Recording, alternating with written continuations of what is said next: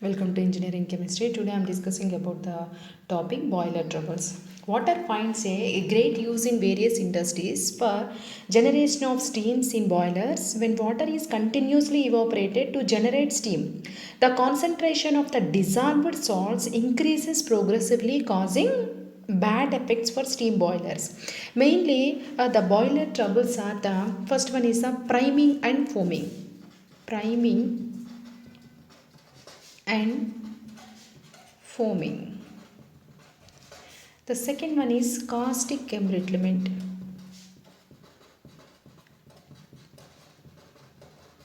Third one is boiler corrosion. Fourth one is scale and sludge formation. These four are the mainly boiler troubles. First one is the priming and foaming. Priming and foaming. A priming is the phenomenon of carrying out droplets of water with steam in the boiler because of very rapid and violent boiling of water inside the boiler. This is a priming process. Priming is this is the phenomenon of carrying of water droplets. Water droplets. Here, the preventive methods for the priming process is mainly fitting mechanical purifiers. Next one is the avoiding rapid change in steam rate. Third one is to maintain the low water levels in boilers. These three are the preventive methods of the priming process. The next one is the foaming process. Foaming. A foaming is a phenomenon of formation of foams. Formation of foams or bubbles on the surface of water inside the boiler with the result that the foam may pass along the steam. This process is called as a foaming process. In this mainly the preventive methods are adding anti-foaming agent. The anti-foaming agents are like castor oil and excess of castor oil causes foaming. Next, blow down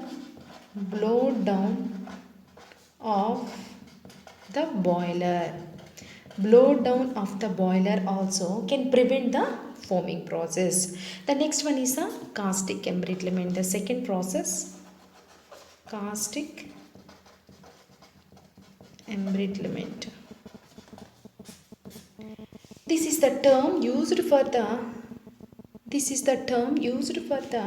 appearance of the cracks inside the boiler, particularly at those places which are under stress, such as joints to the high concentration of the alkali, and it leads to the failure of the boiler, and the cracks have a appearance of the brittle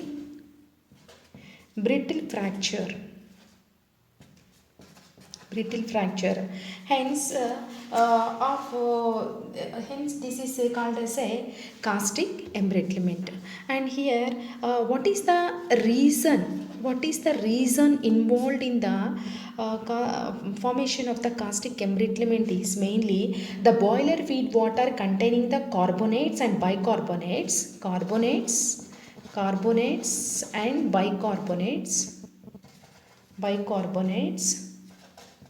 of alkali metals and NaOH and a small quantity of the silica is purified by lime soda process. During this process, free Na2CO3 is usually present in the small portion in the soft water, which decomposes to give sodium hydroxide, that is NaOH. Sodium hydroxide is formed and carbon dioxide at high pressure of the boiler, that is Na2CO3 will react with water molecule, will give 2NaOH plus carbon dioxide is formed.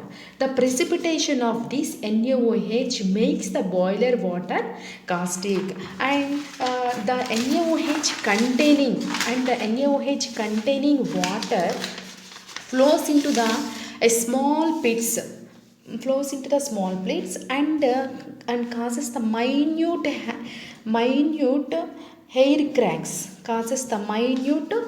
hair cracks present on the inner walls of the boiler. The cracking of the boiler occur particularly at a stressed parts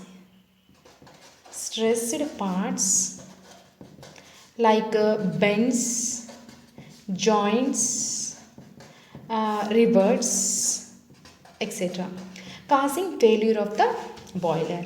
Here also some of the preventive methods are there. The first preventive method is by using sodium phosphate, or softening reagent instead of Na2CO3, and by adding tannin or lignin to boiler water, which blocks the hair cracks and pits present inside the boilers. Next, by adding sodium sulfate to boiler water, which also blocks the hair cracks and pits present on the surface of the boiler plates. Next, third one is boiler corrosion.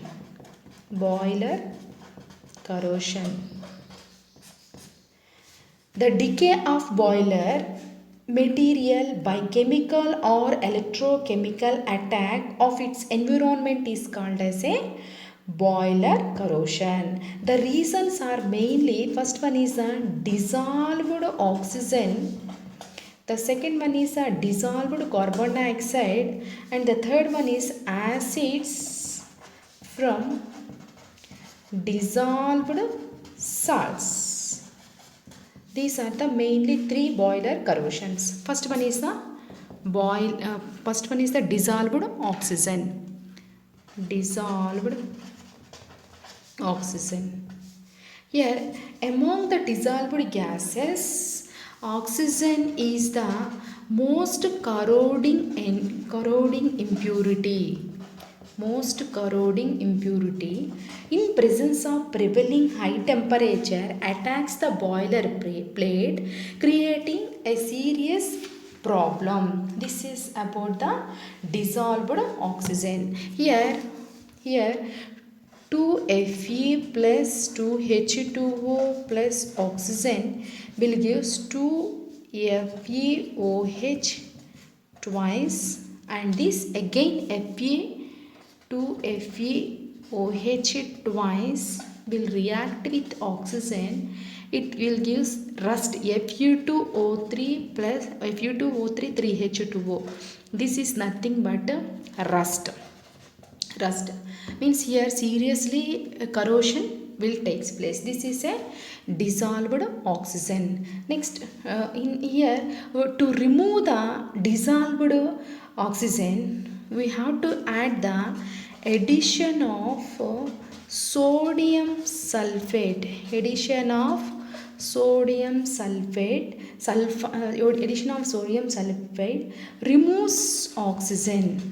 removes oxygen by converting oxygen to sodium sulfate.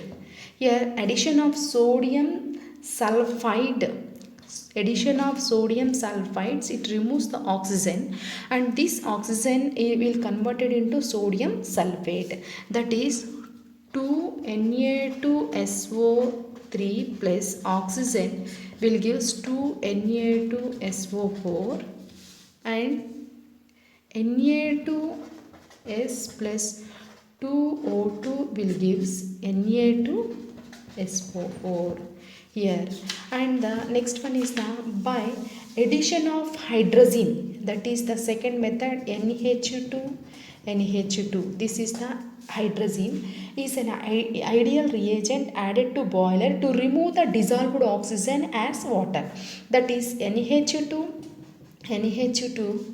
plus oxygen will gives N2 plus 2H2O. Okay, this is the second method. The next one is the third one is the dissolved carbon dioxide, dissolved CO2.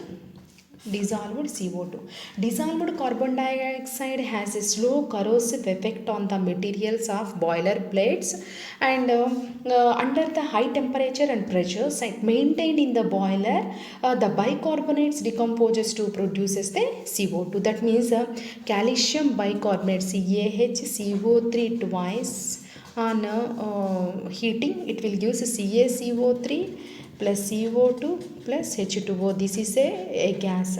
And magnesium bicarbonate will give MgOH twice plus 2CO2. This is also a gas. Here, a removal of the carbon dioxide. Here also we can remove the carbon dioxide. It is carried out by the addition of calculated quantity of the ammonia, that is NH4OH plus CO2 will give NH4 twice CO3 plus H2O. This is the dissolved carbon dioxide. Next, fourth one is acids. That means this is a second one and this is the third one, acids. Presence of acids in boiler water is another main reason for the boiler corrosion. Here the source of acid production is, these are the dissolved magnesium salts and which undergo hydrolysis to produces the acids, that is the magnesium chloride will react with the water molecule, will gives magnesium hydroxide plus HCl. Disadvantages of the acid production is that the acid react with the iron of the boiler plate in a chain reaction to produces the decay of the metal. This is the acid production, and here some reaction is also taking place, that is a Fe, that is Fe react with 2HCl will gives FeCl2 plus H2, and this FeCl2 again react with water molecule will gives FeOH twice plus 2HCl, and this again FeOH twice will react with water plus half O2 will gives Fe2O3 plus H2O. This is nothing but the rust. Okay, we have also some preventive methods are there, that is the addition of inhibitors. Here we have to add the addition of inhibitors which are chemical that form a thin film on the surface of the boiler which protect the metal from the attack. And here we have to softening of the boiler water to remove the magnesium chloride from the water. These two are the preventive methods of the to prevent the boiler corrosions. Next one is the scale and sludge formation. This is the fourth one, scale and sludge. Scale and sludge formation. Here the scale means the PPT, the precipitate in the form of a hard deposits stick very firmly on the inner walls of the boilers is called as a scales. The precipitates in the form of these are the precipitates in the form of a soft, loose and slimy deposit formed comparatively in the colder portion of the boilers is called as a sludge. The dissolved salts whose solubility is more in hot water and less in cold water produces a sludge. For example, magnesium chloride, CaCl2 and magnesium sulfate. Here the preventive methods are by using the water which is free from the dissolved salts like magnesium carbonate, magnesium chloride, calcium chloride and magnesium sulfate. And these scales are hard sticky deposit formed on the inner walls of the boiler. The main source of the boiler troubles are the scales which are very difficult to remove to remove once they are deposited on the surface of the boilers. This is about the scale and sludge formations. Here also some of the reason is also there, that is the here the decomposition of the CaHCO3 twice. Here due to the high temperature and pressure present in the boiler, the calcium bicarbonate salt decomposes to gives the CaCO3 and insoluble salts forms scales in low pressure boilers. Salts from the scales in low pressure boilers are CaCO3 is soluble in high pressures,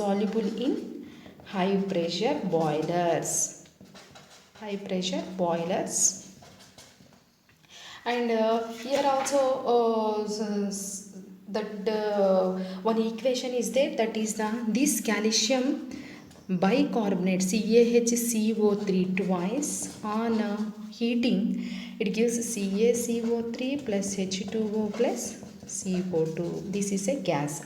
And next one is the hydrolysis of the magnesium salts. Hydrolysis of the magnesium salts means dissolved magnesium salt undergo hydrolysis at high temperature prevailing inside the boiler, forming magnesium hydroxide precipitate which forms a salts type of the scales. That is magnesium chloride. It reacts with the water molecule and it gives MgOH twice plus 2HCl. This is about the scale and sludge formations. These are the 4 types of the boiler corrosions. The first one is priming and foaming, caustic embrittlement, boiler corrosions and scale and sludge formations. This is about the boiler corrosions. Okay, thank you very much.